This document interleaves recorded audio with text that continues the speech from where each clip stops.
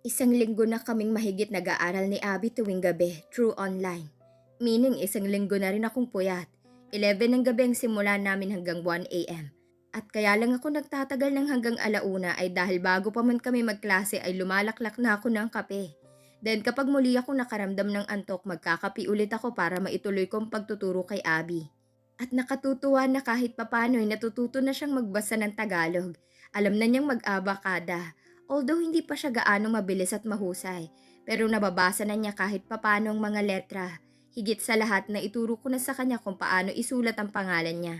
Ang problema nga lang, hindi pa rin siya pinapayagan ng parents niya na muling pumunta sa bahay. Chantel, on the other hand, has visited us several times this past few weeks. She comes over even without an invitation from me. Pero okay lang dahil fiancé ko naman siya sa ngayon. And when she's here, Mom and Reina sometimes ask her how Abby is doing. And her usual response is that Abby is fine. That as far as she goes, she doesn't say much when Abby is mentioned, clearly showing that she's jealous of her sister. Kasalukuyan akong nakatanaw sa garden nang mag-ring ang phone ko. It was Mommy La, voice calling me. Sinagot ko agad yon. Hi, Kalex. Masaya niyang bungad sa akin. Hello, Mommy La. I greeted back. Nasa inyo ka? Tinatawagan ko kasi ang mami mo, hindi sumasagot. Baka po hindi hawak ang phone niya, pero yes, Mommy La, nasa bahay naman ako. I responded. Saturday ngayon kaya nasa bahay lang ako. Wala kaming lakad ni Chantel because again, kahit hindi ako busy ay dinadahilan ko sa kanyang marami akong ginagawa para lang hindi niya ako yayaing lumabas para mag-date. Oh good! You can be the one to tell your mom. I've invited the Herald family for dinner tonight. We'll have it at home. You should be here before 7 p.m., okay? All of you. Herald family? Kumunot ang noo ko.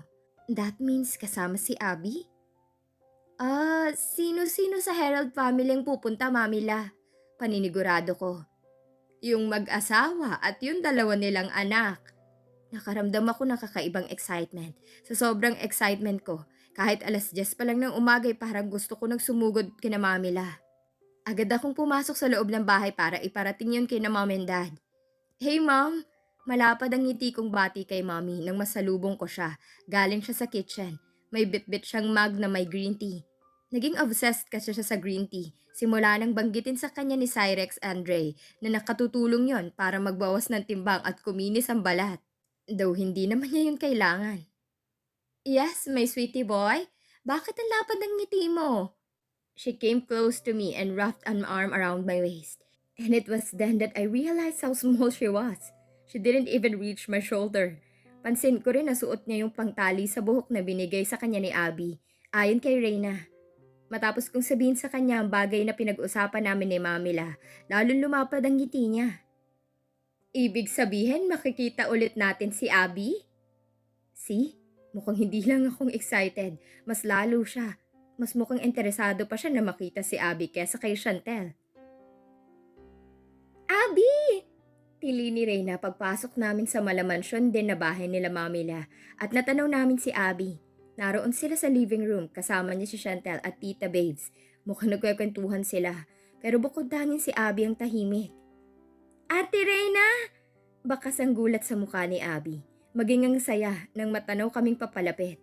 Agad siyang napatayo sa upuan niya at sinalubong kami. Kay Reyna siya unang lumapit dahil si Reyna ang nauuna sa amin. Niyakap siya ni Reyna. Ang tagal nating hindi nagkita. We missed you, Pops. Sunod na lumapit sa kanya si Mommy at mahigpit din yumakap habang malapad ang ngiti. Kumusta ka, Abby? Okay naman po, Tita Caroline. Abby smiled widely. I missed you, my sugar popsicles. Akmang palapit si Carlex sa kanya. Nakabuka ng kamay para yakapin siya. Ay agad kong inabot ang kwelyo nito sa bandang batok dahilan para mapigil siya at muntika ng masakal. Aray! Reklamo nito sa akin nang balingan ako habang nakahawak sa leeg niya. Pero yung masamang tingin niya agad ding napalitan ng mapang-asar ng ngiti. Naks, a jellyfish goldfish. Gago talaga to. Hi, tita! Napalingon kami kay Chantel nang marinig namin ang boses niya. Halos hindi namin namalayan na nakalapit na rin pala siya sa amin, maging si Tita Babes. Pero si Tita Babes ay kausap si Daddy dahil nagtanong si Dad kung nasaan sila Mamila at ang parents nila Chantel. Narinig kong binanggit niyang nasa labas ito dahil may pinag-uusapan saglit. Hi Chantel, how are you? Nakangiting bati ni Mom kay Chantel at yumakap din. Sumunod din si Reyna na nakipagbeso sa kanya. Pero yung itsura ni Reyna ay hindi katulad kanina nang yakapin niya si Abby. Mas masigla siya kanina. Matapos ang dinner, tila nagkaroon kami ng sari-sariling mundo. Si Reyna at Tita Babes ay kasama si Abby. Ipinagpaalam nila ito after ng dinner na magpapahangin muna sila sa labas. Pagtayo nila, sumunod din agad si Carlex at Cyrex, habang ako'y walang choice kundi ang manatili sa upuan ko. Dahil kami ang main topic ngayon na Chantel. Naiwan kami sa dining, kasama ko si Mom and Dad at Chantel. Chantel's parents, si Mamilas and Daddy Lo. Pinag-uusapan namin ang tungkol sa kasal, sa merger at kung ano raw ang magiging setup namin ni Chantel after the wedding, kung saan daw kami titira. Jenny, there's no problem with the two of them living together, Daddy responded. The house is spacious, they can stay there. But if they really want to live separately right away, after the wedding we'll take care of that. Actually, I've already talked to my son Calix Sigan. I mentioned to him that if they decide to move out immediately, they can stay at Villasís Park. Villasís Park? Chantel's eyes gleamed at Daddy's words. It didn't surprise me. Villasís Park was renowned for its exclusivity, reserved only for those discerning taste and stature. It wasn't just a place to live. It was a heaven where only the most distinguished could reside. I would be happy to live in there, babe. Malapad ang ngiti niyang baling sa akin. Namumungay pang mga mata niya. Pero tipid na pagtangulang ang naging tugon ko. Dad was right. We had discussed that from the beginning.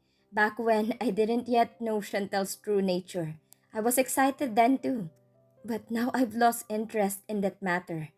Just as I've lost interest in her. Pati sa usapang kasal ay wala na rin akong gana. Hindi ko lang alam kung paano ko sasabihin yun sa kanila at anong idadahilan ko para umatras sa engagement party. Nag-aalala ko kay Abby. Baka isipin ni Chantel at ng parents niya na si Abby ang dahilan ng pag-urong ko. At ang ikinatatakot ko ay baka may gawin silang masama kay Abby. Kaya sa ngayon kailangan ko munang humanap ng tiyempo o ng valid na dahilan na pwede kong ilaban sa kanya para ma-cancel ang engagement namin nang hindi nadadawit ang pangalan ni Abby. Jenny? Mamila began, a faint smile playing on her lips as she glanced at Mrs. Harold. She continued, When will Abby celebrate his 18th birthday? Lahat kami napalingon kay Mrs. Harold. Natahimik siya at napatitig saglit kay Mamila bago nagpakawala ng mahinang pagtawa. Mukhang hindi niya inaasahan ng biglang maisingit si Abby sa usapan. She's turning 18 in just 4 months. Tipid niyang sagot. Kasunod muli ay pagliko niya sa usapan patungkol sa kasal namin ni Chantel. Pero biglang nagtanong muli si Mamila. Hindi niyo ba balak i-arrange marriage rin si Abby? Nagtinginan ng mag-asawang Harold bago sumagot si Leandro. Hindi pang arranged marriage si Abby, Stella. At kahit gusto namin siyang ipagkasundo, hindi namin alam kung kanino at kung sinong tatanggap sa kanya. Ouch! Doesn't he hear himself? That's too harsh. Lalo na't anak niya si Abby. Para bang sa salita niya walang halaga si Abby. Anong ibig mong sabihin? Takang tanong ni Daddy Lo, kunot ang noo niya. Pinaglipat-lipat ang tingin sa mag-asawang Harold. Can we please not talk about Abby? We should focus on the upcoming wedding of the two, Calix and Chantel. Jenny interjected. Kasunod niyon ang pagdating ni Tita Babe sa dining at pumwesto sa bandang likuran ni Mamila. Nakangiti ito kay Mrs. Harold. Hi, Mrs. Jenny. May I make a request, please? Sure, Amethyst. Mabilis na sagot ni Jenny. Nakangiti ito kay Tita Babes. What is it? Can I have Abby all myself for a month? Natahimik kaming lahat at bahagyang umawang ang bibig ni Jenny at Chantel sa hindi namin inaasahang request ni Tita Babes. I know it's a big request pero natutuwa kasi ako kay Abby. Hindi naman lingid sa kaalaman nyo na nagde-design ako ng mga clothes, hindi ba? Gusto ko sana siyang gawing model at isama sa Singapore para sa incoming Fashion Week. Model? Fashion Week? Chantel asked in surprise. Her voice tinged with unmistakable jealousy once again, not escaping my notice. Pero hindi expert si Abby riyan.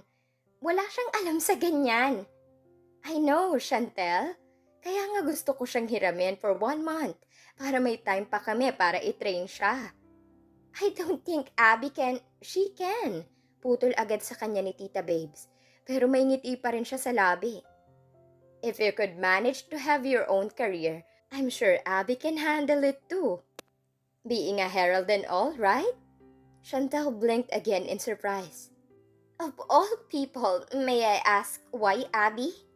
She asked, curiosity evident in her tone. If not Abby, then who else? Would you prefer yourself? Pwede naman kung hindi ka busy. Biglang lumapad ang ngiti ni Mrs. Jenny. I think I like that idea. Instead of Abby, why not Chantel? She's more capable of doing that. All right then. Be ready, Chantel. We're flying to Singapore this week. Nagsalubong ang kilay ko sa biglaang pagpayag ni Tita Babes. Wait, ganun-ganun lang pumayag agad siya? What the heck? Wala pa rin nagsasalita sa amin hanggang sa makalayo si Tita Babes. Papunta ulit siya sa labas. Gusto ko siyang sundan at questionin dahil sa scheme niyang yun at kung bakit ang bilis nagbago ng isip niya. Gayong si Abby ang mas kailangan ng ganoong bagay para mag-improve ito. Ngunit mukhang hindi ko na siya kailangan pang tanungin. Dahil nang mag-vibrate ang phone ko, message niyang nabasa ko. Tita Babes. Pag-alis namin ni Chantel, ikaw nang bahala kay Abby. Reyna told me her story and I know she needs you. Isang buwan mo siyang masusolo. Be good to her, alright? Save her. Thank me later. Calix Fully. Kanina pa ako hindi mapakali at pasulyap-sulyap sa phone ko. Hinihintay kong message ni Reyna kung nagtagumpay siyang hiramin si Abby sa mga magulang nito. She didn't want any of us, Cyrex, Carlex, or myself to accompany her because she was worried it might make even harder for Abby to be allowed out. Ang laging biro pa naman niya kay Carlex ay may dakilang balat daw sa wet poo. Si Tita Babes naman kasi wala na sa bansa kaya hindi niya ito kasama. Noong isang araw pa sila umalis ni Chantal papuntang Singapore.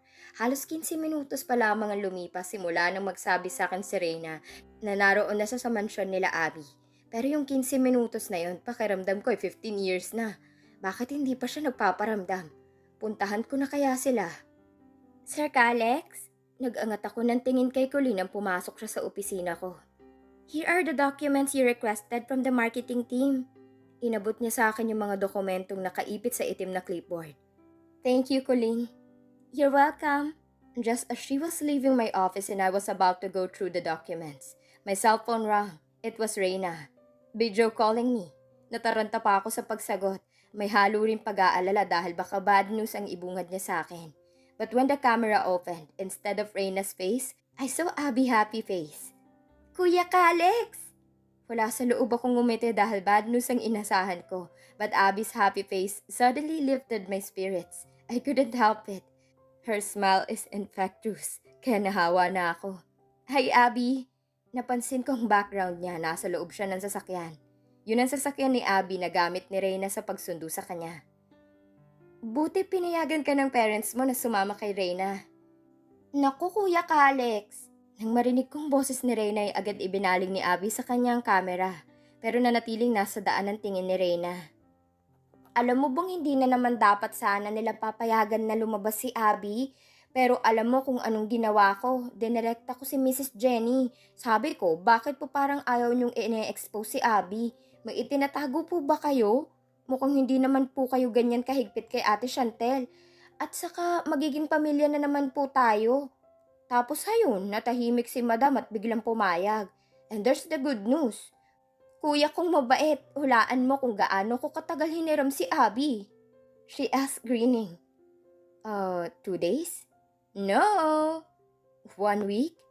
No. 2 weeks. 1 month Kuya Calix. Sabay halakak niya. At alam mo kung anong idinahilan ko. Sabi ko, wala naman po sigurong masama kung sa amin muna magstay si Abby habang wala ang ate niya. Hindi ba? Kawawa naman po si Abby kung wala siyang kabanding sa mansyon nyo. Lalo na't alam kong sobrang busy rin kayo sa mga businesses nyo.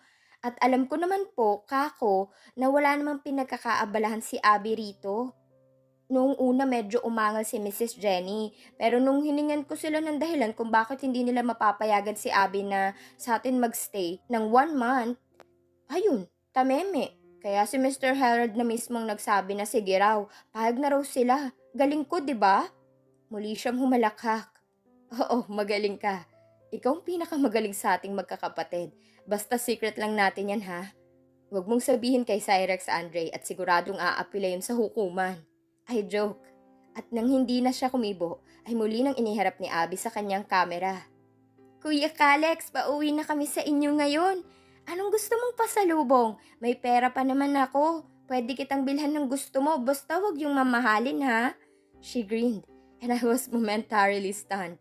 My heart skipping a bit, because it was the first time I had seen her do that. It was absolutely adorable. Kahit wala, Abby, okay lang. Makarating lang kayong safe sa bahay, ayos na ako. Damn, kailan pa ako natutong bumanat ng ganito? At saan ko to natutuhan? Sige, Kuya Kalex. Ako na lang magdedesisyon para naman hindi nakakahiya kina Tita Caroline at sa daddy mo na wala akong dala. Muli siyang ngumiti. Sige, Kuya Kalex. Babay na muna. Excited na ulit akong makapunta sa inyo at mag-aral araw-araw. Hanggang sa ini-end na niya ang video call at nakangiti pa rin akong parang tanga. Parang gusto ko na rin umuwi. Langya, nakakahiya naman kung mag-undertime ako. Shit, wag na nga. Hintayin ko na lang ang out ko. Pero minsan lang naman eh. Mas madalas naman akong overtime. Teka, baka asarin lang ako ni Hopia kapag nalaman niyang maaga akong umuwi dahil kay Abby. Wag na nga, tapusin ko na lang ang oras. 6:30 p.m. nang dumating ako sa bahay. Sinadya akong mag-overtime ng 30 minutes para hindi masyadong halata na excited akong umuwi sa bahay. Nakita ko na sa garaheng sasakyan ni Carlex at Cyrex, kaya alam kong narito na rin sila.